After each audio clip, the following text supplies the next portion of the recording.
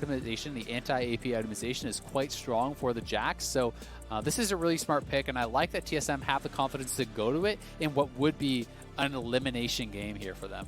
Yeah, if there's a winning draft for TSM, it is this one. I like this comp a lot. I think DoubleLift is a very proficient Ashe player. I love the Broken Blade Jax. It is exactly the kind of style he wants to play. I want to see Spica spend some time up there. Bjergsen's Azir, we know, is absolutely phenomenal. Just off the draft, this feels like TSM taking a game and moving us to game 4. Obviously, you have to play the game out, but I like this one so much. I think the Golden Guardians win conditions are so incredibly narrow here. Yeah, they are, but I felt like that last game. I mean, if we freeze frame last game, you know, at the point where TSM gets Soul, what are the odds you're giving, right? Like, if you know, you're giving TSM incredible odds, so you still have to be able to play out the game. And I will say, you know, I think the draft is fantastic for TSM, but they have not really shown me like the hard split push style from their top laner this split. They had that one fantastic Aurelia game, but I do think Aurelia functions more easily in team fights compared to Jax. Oftentimes, Jax wants more time in those side lanes, and this requires not just an adjustment from Broken Blade, because I'm sure he can play the champion. It requires an adjustment from your entire team on how you play around the game, on protecting the Jax, on escorting in waves if it ever gets frozen on him, on, you know, guarding him in all these situations, which means not only does your jungler have to play different, well, guess what? Your jungler isn't protecting the other lane, so they have to play more safe. So it's a total team shift, and that's often why I don't think we see Jax and Fiora and champions like that as often as the matchups themselves would dictate we should. All right, well, we are onto the rift for what could be the last time of the year for TSM. They must win this and the next game, and then a BO5 against Cloud9 if they want their season to stay alive. Otherwise, Golden Guardians will complete their 6-0 sweep during the playoff run and have a date for one final BO5 for Worlds, and then, hey, maybe even farther along in the playoffs. Regardless, it's been a good showing for Golden Guardians so far. FBI and Huhi have been absolutely phenomenal, and everyone else in Golden Guardians has been keeping up pretty well. TSM will see if they can get this one over the finish line here in Game 3. Again, I like the draft. Broken Blade with a late ward. Might have spotted Hauntzer. I believe he did. As we know, it's going to be a topside start now for the Volibear. And a leashless Spica on red. It's going to be a pretty fast red buff there with the Mordekaiser leash, and Volibear also just has, you know, quite a quick clear on that red buff, so that'll be very nice. You can see that Broken Blade, because he spotted him, he actually stacked the wave. It looked like up on the top side, if we can get a picture of that, to pull the minions so that it will push towards him. This is to make sure that, you know, Volibear can't go for any sort of cheesy level 2 gank. You group the minions so that they would come to you, and then you could actually play defensively and still collect that farm, because there's always that chance that Volibear just goes red top and tries to cheese you out. Yeah, the wave is in fact meeting on Hauntser's side. You can see, right, this is not the normal equilibrium. So even though, yes, you know, the other minions took some damage a little bit early, it will always eventually go down. Yes, indeed. Going for the trade right here does have the stun, means a couple of autos comes through. Running Conqueror, right, running for the longer duration trades. Same for Hauntzer here on this side. You're never really going to change into that one. Of course, level 2 first means that trade is even easier. Hauntzer has the claw, pulls him in for some decent damage, but the first trades go to Broken Blade. And one of the reasons that this matchup actually is so strong for the Jax is because you require the 3 hits from Mordekaiser to proc the passive. That is where so much of his strength is. So generally speaking, you do that with a Q, an E, and an auto. You can counter-strike that auto and then push back for a long time, him actually proccing that passive. Right, so it won't actually go through. You won't actually be able to proc that Mordekaiser passive, and it makes it very difficult to fight the upfront damage coming through from Jax. So Jax players can, you know, continually, when they have the counter strike up, go aggressive, look to poke down, and then retreat before it becomes a really extended fight. Right, because the guy is stunned. You can just like walk backwards. You're literally never in auto attack range. You can take 0 physical damage from the matchup if you play it around counter strike the entire time. You see Hauntzer can force something his way, but yeah, so far so good. You can see the first potion already chugged through. The first corrupting stack, not bad on Broken Blade side. Trying to swing the matchup. And there's no ward. So he has no ward up, and he went forward. Okay, the claw will not hit though, so this is stunned down. Hauntzer going to be trading with Broken Blade now, and we know Counter-Strike is on cooldown. We know his flash got burned, and he doesn't have a trigger to jump to. There's not much else to do, so now here comes the jump back to the top side, and that's going to be a defensive flash for Hauntzer. Didn't want to be flash E-stunned by Spica to lose the lane, but this top lane's already over. That is really well done, you know, from Broken Blade. I actually think flashing up in that case is better than flashing to your jungler because the Volibear Q expired. So that is actually what he got. because Closer uses that to gap close, but that is actually your stun as well. So when he flashes away towards the alcove, that expires, and then Volibear can no longer go forward because you're not going to be able to lock him down and burst him out before the set arrives. So really intelligent stuff here from Broken Blade. Spica coming back in does result in that trade, and Hauntzer had to actually base, right? So Hauntzer's first buy is just the refillable and the cloth armor. Broken Blade still has 2 biscuits and a refillable, charge there from his flask. So he's going to be able to farm up and get a much better buy. And now they're looking. Flashing for a bit of the stun. Good damage. Hauntzer's at 400 health, but that is a turret shot. Now again, Broken Blade, as you mentioned, has teleport. He can get away. Yeah. Without Flash, there's a chance Closer makes something happen, but this seems so unlikely. Here comes the pullback. Not going to land. Broken Blade jumps back to the minions. And time is spent topside. The junglers aren't, doing any more farm than one another. But this is a farm lead to Broken Blade. But that was actually a horrible gank. I got to be honest. I would be fuming if I was Broken Blade. Like that forced gank, and maybe it's Broken Blade calling for it. I can't just put it purely on Spica, but it throws the lane against him. So it's actually going to equalize the farm. And now he has to TP back in instead of being able to just push in the wave. Just all Spica had to do is just walk in, reset the wave, and then Broken Blade bases and walks back to lane and has TP advantage. Instead, because the wave is frozen off of that gank, he took multiple tower shots. He has to go back to base before he had an even better buy. He has to commit the teleport to unfreeze the lane. So, they took what was a really big winning lane state and made it worse. Good root is going to land on both, so there's no gank at all. It's so easy to be Senna against Bard, as they're going to find a couple of roots, but a big stun means damage on a Huhi. He is running out of health, has to flash away, and a single auto would have killed him off. FBI had cleanse, not heal, and he couldn't save the man's life. Just barely lives off that gank. Very close. It ends up going in TSM's favor because it is that heal for the flash. Well played overall by the Golden Guardians bottom lane, though, to fight their way out of what was a 3v2. So pretty nice stuff for them. We'll see how much this farm DoubleLift can grab, but it is going to be a Golden Guardians farm lead. Somewhat expected in the early phase. For Karma to definitely have the advantage. This is Ignite, Comet Karma, so very heavily itemizing and kind of setting up rather for that laning phase. He's also even going Darkseal. So that is really for the laning phase here from Huhi. He is trying to slam this lane. Went Spell Thieves, going Darkseal, so he's going to have a tremendous amount of mana regen and flat mana, and really just try to slam this 2v2. This is the first time it felt like they had a big kind of 2v2 type advantage in this series so far in the laning phase, and they're going to try to continue pushing that forward. All right, well, close game overall, and at least for now, Hauntzer's able to lick his wounds and catch some farm. He's going to remain under 10 CS difference, although it's probably going to grow over the course of time. The first recall of Broken Blade, not massive. Longsword and Doran's played pretty good, obviously better than a cloth armor, but we'll see if this can move any further for now. Recalls come through in the bottom lane, FBI getting a pretty nice pickaxe plus Cole. And DoubleLift switching his build up, right? This is actually the first time he's gone Blade of the Ruin King across his 3 Ashe games so far, saying that, okay, you do have cleanse, we're not going to try to force the cleanse tax too much, we're just going to go for optimal team fight damage. And so he has to, fight Closer a lot. It's understandable. But again, there's a lot of shielding and healing, meaning he's hitting low health tanks who are getting the health back, and it can hurt your sustained DPS. Yep, having the Vamp Scepter for lane also can be pretty nice when you're playing against the Karma, who really is kind of dependent upon that poke to get control of the lanes. And as much as you're saying the low health targets, that can be problematic with Blade of Ruin King.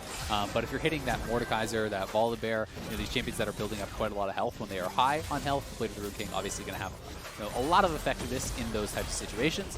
So I think it's a pretty solid build here. And I'm going to be excited to see where Broken Blade goes in his build. I am expecting Blade of the Ruin King first. I think that's pretty darn standard these days. But where he goes after that is going to be the main question. Triforce is the most standard, but will he go towards a Wit's End or something would really be interesting to me. Now a fight in the bottom river. They want this battle, but great magical journey through, and an easy stun goes on a Closer. Level 6 in the Volibear, couldn't quite immune that one. Is first to 6, but doesn't ult in for the fight. Maybe a possibility there, but everyone had flash who needed it, so not going to get a whole lot done regardless as the wave is being pushed in. First plate at the bottom lane did go to the TSM duo, although Golden Guardians now pushing it back in, might be getting their own. We'll see if they want to stick around for this one. Seems likely, but they have no ward control. Spica is on Krugs, and fighting for this ward might be a little difficult. We know it's still going to be a 3-on-3. Level 6 for Biofrost, not the same for Huhi. Thankfully, Karma has an ult in the first few levels, and now a fight in the mid lane. Damonte getting a bit low, gets ulted back by Bjergsen. Ults in for the health, but overall, Bjergsen not going to take damage and wins that trade overall. Equal in farm, but pushing Damonte out of the wave. Oh, let's see if he has the E. Doesn't look like he does, so Damonte's probably doesn't seem he wants it. Yeah. But Bjergsen should be able to grab the Honey Fruit, go right back to lane. So either way, still nice trade for him. Ult for ult, gets the big HP advantage. And it's also worth noting, Biofrost, he's going to get his shot on the Bard. He didn't talk about it in the pick ban because his Jax is so interesting to me, but Biofrost was really known for his Bard, right? He's been known as one of the best Bard players in the league for a long time. When he was back on TSM previously, winning championships prior to his time on CLG, he was really known for his Bard playmaking. So that will be very exciting to see if he can kind of match or overcome what we saw from Huhi in the previous game, because Huhi really did show the power of the playmaking that this champion has. And Spica is going to be grabbing the first Herald for the first time for TSM. This has been a 9-minute pickup for Golden Guardians both times so far this series. This time around, never having to face against the Bard with Rift Herald, actually. As when Golden Guardians had it, they got the Heralds. TSM getting it now when they have this champion here as well. And we'll see the second turret plate drop shortly in bot lane. And also there is some danger because the jungler was known to be topside with the Herald take. Decent damage towards Doublelift here. Second plate is claimed. And that is an ulti onto Huhi. That is a lot of damage available. The flash engage. They're going for double, forcing the flash away to keep him alive. But Biofrost right over the wall, finding a stun here towards closer. He can ultimate when he needs to and does so, but the rest of the squad is still on the chase. Looking for another stun. A dunk backwards. They're going to grab first blood. Spica doing it all. Great punish there from TSM. And they even have the Rift Herald. And they already got a plate, mind you. So they can actually push up 3 members strong. This is why Damonte, I think, may move towards that bottom side, but there was potential for that. So this is the second wave in a row that DoubleLift had actually been zoned off of. Biofrost was on the roam, so they zoned him off there. Then we're doing it again. Closer flashing in, the exhaust immediately on Closer, and DoubleLift flashes to avoid that Senna ultimate. Then, as Spica arrives, it was a great ult there from Closer to actually immune the clap back, but still Spica able to get behind him, dunk him right back into the turret, take that first blood, and they still have that Rift Herald to drop somewhere and extend that gold lead even further. So TSM going to be really happy about how that has been going. Top lane has been fairly isolated, fairly farm-centric. Azir here as well. Ekko's going to want to go out to the side lanes at some point, but in this game, Jax is going to be there to meet him. And as I said, if you go towards some of that MR itemization, like I think just Wits End is so good in this game, then you're going to be really comfortable both against the Ekko and the Mordekaiser. Alrighty, looking around as this game is starting up and getting pretty exciting. Temporary farm lead for Hauntzer, actually, holding on pretty well in the matchup, stacking a ton of armor early on. Jax does some decent magic damage, but obviously Ruin King pushes the physical profile a fair bit. Does not have a lot of bonus health right now in the build, but it's okay with an Arm Guard and the Thorn Mail, or Bramble Vest rather. He's got a decent amount there. As Cinderholt comes through on the one side, Closer cannot afford the combine just yet. First Blood definitely turning that one around a bit. As TSM up 200 gold overall as a team. Both mid laners farming excellently. Yeah, they are. They have really, really high farm. You can see that CS lead down on the bottom side, FBI and Huhi doing a really good job, and they have been playing well around Closer. Multiple waves DoubleLift got zoned off of because of that pressure. So they are doing a really good job to try to punish anytime Biofrost is away from lane or anytime they know Spica is not going to be there, just by showing the Volibear and making them back up. Those incremental advantages really can start to add up. Bjergsen here, though. He's going straight towards that Nashers, has that completed, it looks like, already. So going to be feeling really good about that. Didn't even make the pit stop for any sort of really heavy itemization, no lost shaft or anything like that. Just double door and straight into the Nashers, and he's going to be ready to go for those objective fights. Let's see what we get ourselves happening right here. Is still a close game state. One Drake, maybe a second soon for TSM as DoubleLift tries to bait in, and there's the play towards FBI. Not going to be stunned, but Biofrost is certainly going to be rooted. Herald summons, but it might not get too much done. Actually, let's answer this one as FBI has to cleanse away, and this wave is definitely getting shoved in. Bit of damage for DoubleLift, but this turret's losing a lot of health right now. TP play comes in, root towards Bjergsen. Decent damage dealt, forced to flash away, as there's one kill for Damonte, gets a shield and wants to keep going. Is there more to be had? Obviously, the gold goes through to Spica as the Herald crashes. The plate not quite claimed for number 4, but it is a lot of damage dealt. It is the gold still tied as the plates are rented by a champion kill from Damonte. TSM just got straight up out-traded by the Golden Guardians bottom lane despite having the numbers advantage. And because that huge HP advantage, they're now going to try to go for FBI. No play. Big shuffle. FBI flash to stay alive. That's going to be a nice ulti for Biofrost. Is there a re-engage? Spica wants in, dunks him right back. That's going to be almost a kill. But first he kills off Biofrost. And here comes the rest of the squad as Closer also kills Spica. So it's a 3-1 overall play for Golden Guardians, plus the Drake, plus Damonte wants more. Big Benson gave him trouble, but Tanner Time's going to push Bjergsen away. Going to be able to shove him in there. So Golden Guardians grabbing the dragon, grabbing the kills, maybe able to pick up a couple plates here also. Really nicely done by them, and that's just so much credit deserved by the Golden Guardians bottom lane. Again, they already had chunked down Biofrost really low with the Tether into Root combo, then DoubleLift put to half health, and guess who's coming? It's Tanner time. Ekko coming straight on in. There was no summoners available, and because DoubleLift was already chunked really low, it's an easy 50-0 from Damonte at that point. And then as Closer and Damonte do go over to the Dragon, TSM trying to look for a pick here onto FBI. But FBI, watch his flash from this situation. This was just really well done because they have now used their gap closers to get over the wall. He has scooped to the wall and then just flashes straight over.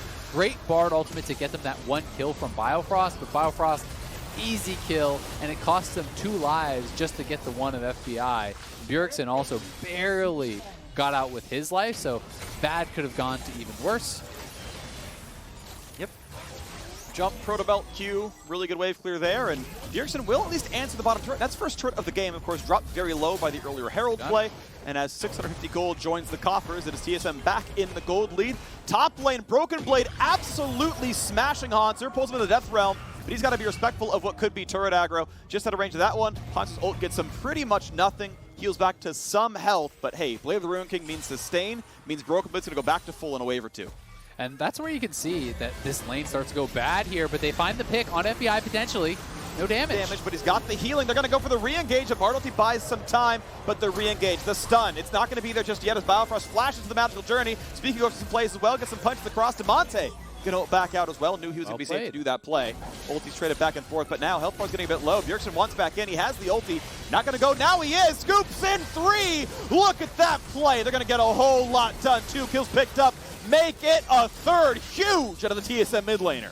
Bjergsen going on in, scooping in multiple members from the Golden Guardians straight into the waiting arms of Biofrost. He lands the binding, and Bjergsen coming up huge in this game 3 here for TSM. He's gone for the lethal tempo, rushed straight towards the Nashers. So this is all about his team fighting power, itemizing more away from the lane. He's going to be incredibly strong in these situations. Now, TSM went for the initial pick here, but FBI has all the members behind him. Great defensive ultimate, though, from Biofrost, buying them time, flashing back through that portal. Damonte goes over into the Bard binding. He is forced backwards, which means he's not going to have the ultimate now as Bjergsen comes through. And Bjergsen, really well played. W, Q, E to get the maximum range there. Straight into the ultimate, knocking back 3. Biofrost nails the binding. They kill off multiple members, and TSM get a big injection of gold there. Bjergsen has been playing very well throughout all playoffs, it feels like, for TSM. DoubleLift had an interview after their previous loss to Golden Guardians talking about how their whole team knows Bjergsen is carrying right now, that he is playing incredible, how bad it would feel to, get knocked out of playoffs with Bjergsen playing this well, and Bjergsen's still stepping up again here for the squad. He just needs everyone to play well around him. Well, so far so good. Top lane is up 1 kill because of the movement of the team fight. He's up some farm as well. Bot lane's doing okay, and Bjergsen is 3-0 on Azir. Give him the Emperor, and let him raise his kingdom around him, his Sand Soldiers, the rest of TSM. Just do his bidding, move where I tell you to, and don't worry, I'll do all the damage. So far so good. TSM up 1,700 gold, and Bjergsen a large portion of that, 1,400 over his lane opponent right now. And we'll see what can happen next. The Drake spawning in 45 seconds. Golden Guardians did get the most recent one, as we are going to be on a Cloud Soul map, as Biofrost will be rooted in place, take a little bit of poke, and now Huhi is going to be a target. This is going to be such an easy kill. Stun's not going to land, but the slow's certainly there. No way out for you. Goodbye. Support is gone, just in time for the Drake to spawn in 25 seconds. And that was really well timed by Biofrost. He knows he has no flash, and he waited for the mantra, the E, the shield, which has that speed up to expire. So once that shield is on cooldown, you have no flash, there's no way you can actually avoid that close range Bard ultimate. So they kill off the support, the Rift Herald charges, they could get 2 towers right off this push, and TSM opening up a gold lead here, showing signs of life. And it's been so interesting in this series because Golden Guardians are so well known for their incredible early game and then their mid game troubles. And in this game, it has actually been TSM doing better in the early game, getting advantage, but it has been the playmaking for Golden Guardians that has brought them back. And I will say, there's less playmaking available for them in this game than there was in the previous ones. You know, Huhi notably had been monstrously strong, you know, for them, both on the Lux, catching bindings, and the Bard with critical ultimates. He's now on Karma, which, you know, doesn't really have as many ways to really be a game changer, so to speak. It's true. I mean, I'm always a much bigger fan of champions who basically aren't Karma in the late game, because Karma does all of her things at level 3, right? She's already got her ultimate. She's got all of her 3 skills. Like, cool, I shield you. We're good. This is me. And the playmaking just gets better and better from the other champions over the course of time. So still favoring TSM quite a lot in this one. Obviously, we have seen Golden Guardians come back from maybe worse situations. This is still a game to be played. They have done some wonderful things across this game and across this series. But TSM, I think, very solidly in the driver's seat. So, Broken Blade is going towards a Phage with the Ruby Crystal and the Longsword, so likely Triforce. You know, some people do the Black Cleaver Jax. I don't think we'll see it this game. It probably, in all likelihood, will be Triforce, and we'll see where he wants to go after that. You know, I was hoping for the Wit's End, not expecting it necessarily. I still think that there is room to go for those types of utility-style items. Third, Bjergsen, though, with the heavy attack speed, 3 soldiers out. They're going to knock down the tower, and now Damonte in trouble. Good damage. Damonte going to have to ult pretty soon. Does so, but he's in the middle of literally the entirety of TSM, and DoubleLift grabs his kill as Vengeance from the first time he TV'd back down to the bottom. Lane says, I've got homies with me. You're going down. And again, TSM in control of this game. Baron's on the map. Not an easy take, to be clear, but a 2,500 gold lead for the team.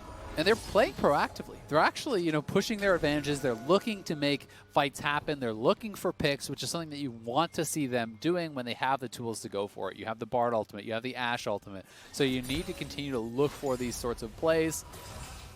They find Damonte kind of overextending, trying to defend that tower. So, you know, well handled there, just focusing down the turret and then forcing him to ult back into the waiting arms of the rest of the squad. TSM have those 2 dragons. It is going to be a Cloud Soul this game, so, you know, not as much direct power, but I do think it's very effective in the side lanes in particular. You know, for both Jax and Mordekaiser, it's actually really, really strong. You know, you pop that Jax ultimate, you get that big burst of move speed. It becomes incredibly difficult to actually kite, to the point where even if you flash away from, you know, a Q Counter-Strike, Jax pops the ultimate and he can kind of just get straight back up to you. Yeah, he's going to do really well for himself. So there is the Phage in there. I wouldn't say that I don't hate Cleaver because there's an armor stack here, but Bjergsen's going to lose the Banshee's Veil, just gets out of the stun, goes for the backwards shuffle, and Damonte can have a hard time catching back up, but he can try. I mean, Bjergsen's ultiless, jumps back to the soldiers, puts turret down here as well, goes for as much damage as he can, and Damonte, taking too much damage, does have to jump out, doesn't have any MR, doesn't have quite the burst of AP. Senna ult finds some damage, Closer wants in, smites, claps, and it took 4 of them. But they finally find themselves that kill. They couldn't get the shield on a movement champion. But yes, with 3 showing bot lane, Baron is the target. This was what led the Golden Guardians come back in Game 2. It could seal the deal for TSM in Game 3. Team is coming around. Hauntzer could always ult the jungler. 5k health on Baron, and there's just not enough time to knock it down. So an unanswered kill in the bottom side for Golden Guardians. Yeah, I mean, you have double bladed Rune King, sure, but it's 21 minutes. The Baron is tough to take down at that point of the game. So despite the fact that, you know, 3 members went bot, the Senna ulted bot as well, there's just not enough time for TSM to actually secure that. And Hauntzer could even flash in and ult your jungler, taking away your smite. So, you know, it's too risky to try to finish. So Golden Guardians find a really good pick. They grab a tower on the bottom side. Broken Blade looking to trade here on Hauntzer, but Hauntzer just needs to spend all his time under the turret, to be honest. He just wants to try to wave clear and prevent Broken Blade from doing what he's got to do. If you can just trade evenly and farm, you are really happy at this point, because any sort of extended fight is going to go heavily in the favor of the Jax. Yep, and it's going to get kind of worse before it gets better. Looking over at the rune page for Hauntzer, not even running any chance of Spell Vamp. He's not running Domination Secondary for Ravenous Hunter, so he could, you know, heal up off the minion wave. Yeah, his W passive gives him a little bit, and you can get a couple hundred health back every wave or 2, but you can just see Broken Blade takes any trade he wants, fights the Krugs, goes back to full, and says, all right, want to do it again? You're at half. And Hauntzer's like, no, I don't, actually. I would lose that fight. Yep, and he went Resolve secondary very likely because it's stronger for the laning phase. You know, those things like Ravenous Hunter are so strong later, but it's very weak early, and you can already sometimes fall behind. And if you fall behind Jax early, you are so doomed because you don't outscale, so you're just kind of screwed. He's done okay, right? You know, he's been able to keep the farm relatively close, and as long as Broken Blade isn't just getting to the point where he can just take all the towers, you don't have to worry that much. Broken Blade is closing in on that Triforce as a second item. That is where your burst in teamfights becomes pretty scary if you get in on top of some of these members. There's no exhaust on the Karma this game, so there's no exhaust at all for Golden Guardians, but they're looking for Bjergsen again, and he looks again like for the play. He has flash, he does burn it, he's trying to get away, but can't get too far. Ulti over the top from a couple of people, and they're gonna knock in the mid laner. That is most of the gold gone, so Hauntzer pulls in the ulti. He's gonna catch DoubleLift. DoubleLift's gonna have a really hard time kiting a Mordekaiser without anywhere to go. He's stuck in the ring, he's stuck in the circle. Damonte gets him as he comes out of the Death Realm, and Golden Guardians have found their way into a team fight yet again. They one-shot the captain. This time around, you are not FBI, Biofrost. No Drake Seal for you. Golden Guardians ties the Drake count and nearly ties the gold lead. I mean, this is Baron. They're going to tie the gold lead because they're just going to go straight forward. Both carries on TSM are dead because Bjergsen got picked again here in the side lane, and then everyone from TSM, the call was to defend Bjergsen, so everyone flies on in, and Hauntzer just gets the ultimate onto DoubleLift. With the itemization that Hauntzer has, with all of that armor, there's just honestly no chance. Even if Mordekaiser doesn't hit a single skill, you can just auto-attack Ashe to dead at that point. So Golden Guardians looking for this Baron here, and it looks like they're going to get it. And Damonte is going to be the one to zone out the jungler, keep Broken Blade away. He's going to run out of health, but not before the Baron dies. Huhi gets chopped down as well, though. TSM, how much can they get? DoubleLift has the global ulti available. It's going to be a defensive recall from one. Hauntzer is alone against 4. How many does Golden Guardians lose? They've lost 3. They're going to lose a 4th, as well as the arrow from downtown finds closer. And you may have gotten Baron, but the gold lead's going to go to TSM. Give the kill over, a shutdown to Broken Blade. It's TSM's time to shine. It's revenge of the DoubleLift after getting put in the no fun zone with Mordekaiser. Nice ultimate from downtown. So Golden Guardians always were going to get this Baron, but the question is, can they escape? Damonte trying to zone off multiple members, but he gets put into a 1v3, just dies, and then Bjergsen shreds through the Karma, arrives here. They burst down Hauntzer, who had no ultimate, and then DoubleLift from downtown nails the Ashe ultimate in the last split second there of Closer's recall, meaning another death going over. So the only person who actually is going to have the Baron buff there is the Senna. It won't be in the side lanes whatsoever. They could still group around FBI, but taking so much of that power out of it, and with all those kills going TSM's way, they extend the gold lead. Yeah, big surge of golden XP when you kill the Baron. It's a lot of the power of getting it in and of itself, and obviously that was all answered by the fact that 4 kills went right back over, XP to boot, wave clear to boot, and now what can you get with 1 champion buffing up the minions nearby? It's as strong as 5 buffing up the minions, so it does make the siege pretty decent. And so how much can Golden Guardians get? There's no one answering Broken Blade, so they're actually just trying to trade for this. Bjergsen has Death Cap. They're looking for the dive. Looking for the hard dive, 5v4, dunk backwards in for the Sett. Turret turned off by Volibear, but it doesn't matter. TP comes in. Here comes Jax. Pulled in the Death Realm by Hauntzer, keeps his backliner alive, but he will lose his life for this play. Cannot fight Broken Blade. He's going to be killed off, and Huhi is next to fall. TSM have turned it on in Game 3. And look at the pings towards the bot lane minion wave that's already pushed up there. TSM is trying to get over there before Senna could wave clear it out. I don't think that they will be able to, so perhaps they can stop this push, but there's actually another wave coming in here, so Bjergsen looking to try to reinforce. They want to try to threaten this inhibitor tower. Damonte is back up, though, and Closer's going to be up here pretty soon, so I'm not sure how much more TSM can get. I think they should just probably back off, reset. They are feeling it too, but they defend the Baron push here, getting more kills to their name, as Golden Guardians felt they couldn't answer the split push, tried to force, and TSM more than strong enough to withstand that push. Yeah. I mean, Bjergsen had the death cap before that dive happened. He is ridiculously strong on this Azir. Broken Blade's going to be going towards the Death Stance third, so he will be getting some MR into the build just in a different way. Death Stance also going to be very nice for the team fighting if you do have to group. So going to be pretty strong on this Jax. He's already hit 16. Now, TSM's gold leads lie in about 2,000 each on Broken Blade and Bjergsen. We saw the top lane counterpick. We saw Bjergsen, who's been carrying TSM kicking and screaming on a well-starting Azir. They are the ones to watch in these fights. Now, Golden Guardians had their heroics in Game 1 and especially in Game 2. But it looks like the carries may well be able to stand up here. Triple item in for Bjergsen, counting a death cap, counting a Banshee's Veil. And that's going to be even harder to find a way to kill him. QSS picked up for the entirety of the bot lane here. DoubleLift will be able to get away from Hauntzer. That's an important pickup here, as he wants to just, just hurricane the front line down and not be forced to 1v1. And you've also got to remember, look at how little MR is over on the Golden Guardians team. The only MR really is the Athenes and the Locket, which is basically zero. Azir went for the team fighting rune, the scaling rune with lethal tempo. He has the 3 items with the death cap and the Nashers. He will kill the front line almost instantaneously. Like, you have no durability against this guy without any magic resistance. So, Bjergsen has the ability to just single-handedly take over these team fights. Expansion gets popped off by the Storm, but not really going to matter too much. Damonte going to try. He's at least equal level. Goes for some heroics. Big damage there. Bjergsen's going to be chunked at about half HP. That's not too horrible. There's no spell vamp for Bjergsen. He didn't go Ravenous Hunter either, so that is one thing he can't do easily. So it's going to be a recall out of him. Yep, Biofrost's got to be a little bit careful. And that was just a nice little trade because they put the Karma Shield. Oh, force flash.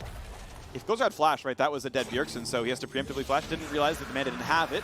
As the third Drake goes over to TSM, 1 away from Cloud Soul now. Move speed definitely pretty important when you've got a fairly melee and walking heavy composition. Not a lot of blocks on the team. Flat 10% move speed for the Jax, for the Sett, and even for the Bard, who really does prize that move speed, is going to be so nice. The ultimate move speed, I would say, is most useful for the Jax. Like, situationally, it can be okay for the Ashe if you use the ult defensively and they can kite back. But generally speaking, everyone really loves the flat 10%. But we will see, where they want to go from here. So no flash down Bjergsen. I think he is going to end up being a pretty big target during these next couple of minutes. Baron will be up in 45. We'll see if Golden Guardians want to try to force anything around there. But it would be fairly risky to be grouped up in that pit against Bjergsen right now. 0-1 and 13 on Biofrost Bard. He has done so much to set up in this game. Nearly 100%, 13 out of 14 participation. Only one of the deaths, not bad at all. Good work out of him so far. He's got the Shirelias to help the team get in. I mean, this team is going to zip around the map. Obviously, low cooldown ults helps as well. It's going to feel pretty fun for the squad. It's like he went after the Reaver after all on DoubleLift's side. He still has the ult CDR. It's perfect as he moves towards Infinity Edge third. Yeah, it's always nice to be able to have that. Biofrost got to be a bit careful here. Spica might actually get chased down. That is a fast FBI. Holy moly. Yep. Those Karma Shields zooming in there. Swifties on 2 members there, and the Senna E obviously helps a little bit there as well. And now Spica looks for a ward, looks for a play. TP in from the squad, looking to make this push happen. We know Baron is back on the map. Golden Guardians got the first one, but lost 4 members for it, and ended up being a negative for them overall. Easy red buff steal goes to DoubleLift here, as Biofrost face checks to fight for a ward, but he's not going to be in any problems here as they fight back and forth for ward control. I want to see, oh, they're actually looking for the engage here. Nice sidestep from FBI, but I want to see Broken Blade go to bot lane. I think that is where you're going to get more out of the Jax, because it's very easy for Golden Guardians to both push away the Jax and contest for vision at the same time, because you're going to the same location to actually do it. TSM trying to zone and 2-man the Baron for now. Jax is on the flank, so they're actually just looking for the fight. Closer into the pit very early, though. Ults in, didn't have vision, didn't know when it was getting too low, but now the re-engage comes in. Broken Blade wants this one. Flash the FBI, can't for the stun, but he gets a slow. Pulled into that realm. Baron's already been picked up. Now the other half of the team fight is Damonte. Gets right back to base after his TP comes in. Broken Blade is the target. He is in a 1v4, but he might not be stopped. He is simply too tanky. He walks away, and TSM get a clean Baron. Nicely done. So they decide to pull out of the split push. They use Broken Blade for the flank there. He went for the flash follow on the Counter-Strike onto FBI. Couldn't quite get that timing, but they forced out the cleanse. He's TPing down towards the bot lane, so they're just going to push in 3 lanes. Damonte, though, setting up for the flank here. He knows they have got to get a kill here to stop this Baron push. They can't just sit back. Senna does not have the kind of wave clear to get it done. Spot. This is the time to go. FBI is going to find a route. They're going to find a lot of damage to the Biofrost, but he's going to cleanse, he's going to flash away, and now DoubleLift the target, flashes himself, but Damonte is on the chase. Oh no! And that Timbered Fate will not save his life. That is always your kill. However, turrets are falling. Inhibitor is gone in 2 different lanes. Nexus turrets falling as well. Golden Guardians must defend 5v4 and make it a 4v4 as instantly Hauntzer dies. They're going for more. TSM trying to find this win, and they will most certainly do it. As health bars get low, it's kills across the board, and TSM win Game 3. TSM staying alive in this series. The anti-synergy on the Biofrost ultimate there as Damonte ulted away and the part all lands. Pretty funny stuff, but TSM pushing on all sides there, cleaning up in the solo lanes. Bjergsen, as well as Broken Blade, had some incredibly strong games here. The Jax was the pick I wanted, was the pick I think fit best, based on the champions. They had the confidence to go to it, and they showed something new that worked. Bjergsen has been drawing ban after ban after ban in this series. Yeah. I just saw a stat, that every single ban has been towards Bjergsen until after he had picked his champion. So only 2 bans weren't towards him, and that was post Bjergsen picking his champion. So it's like, that is just insane. So other people have to step up, and finally there is some threat from someone else on the team. Broken Blade having a monster Jax game, maybe we'll pull some of that attention away from Bjergsen and open him up to play what he wants to play. Kudos as well to Biofrost for a great Bard game here as well. The last ult, it bought 2 seconds for the base push. It was the foresight. It was good play out of him. So well played, TSM, with a deserved Game 3 victory. They've got to complete the reverse sweep to stay alive in playoffs. Otherwise, double match point for Golden Guardians. Now we're heading to a short break.